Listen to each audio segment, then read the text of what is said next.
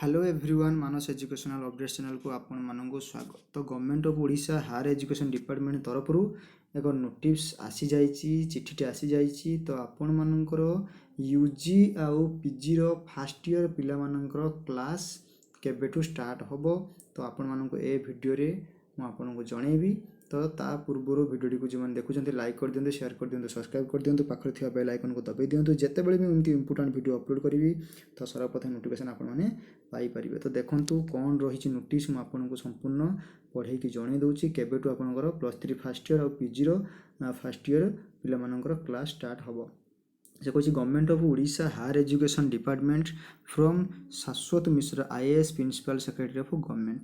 देखिए to the Vice Chancellor, all states public universities coming under higher education department, the principals, all government or non-government degree college coming under higher education department. Subject अछि the commencement of physical classroom teaching for 2021-22 first year UG and first year PG students freshly admitted. देखो जो माने freshly admitted होइचंती जो +3 first year रे आउ आपनकर PG रो first year रे तो सेमानो पई चिठीटी आसी in universities and college 1/11/2021 and 15/11/2021 respectively.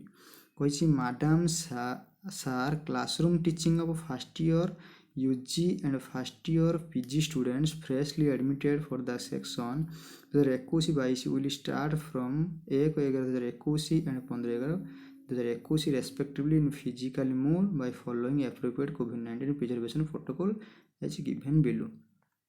देखंतु आपनकर जो UG बा +3 फर्स्ट ईयर रे जो माने एडमिशन हेइचंती फ्रेशली एडमिटेड हेइचंती तो सेमानकर 1/11/2021 रु आपनकर फिजिकली क्लास स्टार्ट हो तो आपण माने कॉलेज जीवे के तारीख पाखरु 1 तारीख पाखरु आपनकर क्लास स्टार्ट होबो। आउ पीजी रो फर्स्ट ईयर स्टूडेंट माने जो माने एडमिट हेइचंती फ्रेशली तो से माने 15 तारीख पाखरु 15 नवेम्बर पाखरु कोन करिवे ना से मानकर क्लास स्टार्ट होबो तो से माने क्लास को जीवे 15। देखंतु आपनकर जो माने +3 रो फर्स्ट ईयर हेइचंती 1/11 पाखरु जो माने पीजी रो फर्स्ट ईयर एडमिशन हेइचंती तो से माने 15 तारीख पाखरु से मानकर क्लास होबो तो आपण माने 15 तारीख पाखरु आउ 1 तारीख पाखरु क्लास जीवे। यूजी पिला माने 1 तारीख पाखरु आउ पीजी पिला माने 15 तारीख पाखरु। देखंतु किछि नियम मानिबा को आपण मानू पड़िबो, किछि कोविड-19 प्रोटोकॉल मानिबा को पड़िबो। कोन कोन से नियम गुडी को मु जणे दोछि। देखंतु आपण फेस मास्क रहिबा दरकार आउ फेस कवर हेतिबा दरकार। Face mask and face cover shall be mandatory. Face mask को आपनकर मैंडेटरी तिरि को फ्रीक्वेंटली हैंड वॉश और hand sanitization shall be ensure. आपनकर फ्रीक्वेंटली कोन होबा दरकार ना हैंड वॉश होबा दरकार आउ हैंड सैनिटाइजर होबा दरकार। Social distancing shall be adopted in classrooms libraries and laboratory. आपनकर जो क्लासरूम अछि लाइब्रेरी अछि और लैबोरेटरी अछि सेतिरे हमन कोन करिवे ना आपनकर सोशल डिस्टेंस मेंटेन करिवे। देखो spitting in campus shall be strictly prohibited. Respiratory etiquette shall be strictly followed, covering one's mouth and nose by handkerchiefs while coughing and sneezing। जेतले काश किबा छिंक होबो आपण माने कोन करिवे ना माउथ और नोज को कोन करिवे ना कवर करिवे। तो फेस मास्क पिंधि के जिवे, आपनकर सोशल डिस्टेंसिंग मेंटेन करिवे आ हैंड वॉश करिवे, हैंड सैनिटाइजर करिवे।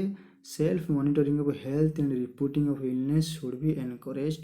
There must be an isolation room ready for any emergency. कौन सी इमरजेंसी दे पड़िबो आपनकर कोन होबो ना आइसोलेशन रूम गोटे रहिबो तो सेठी आपनकर इमरजेंसी केस रे सेठी आपन माने रहिबे। देखंतु एही परि भाबे किछि नियम आपनको मानि कि कॉलेज जीवाबो पड़िबो। ता कोछि hostels facilities shall also be made available for those students who have taken admission in hostel. जो माने हॉस्टल एडमिशन नै चंती तो से माने हॉस्टल फैसिलिटी तांको से मानको दिया जिवो। All possible covid preservation protocol shall be followed in hostel. एही भली भाबे नियम किछि आपनको कोविड-19 नियम हॉस्टल मध्ये मानिबा को पड़िबो, मानिकी रहिबा को पड़िबो।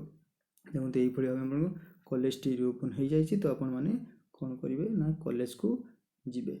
यदि इन्फॉर्मेशन भल लागि तो वीडियो को लाइक कर देबे, शेयर कर देबे और सब्सक्राइब कर देबे। धन्यवाद।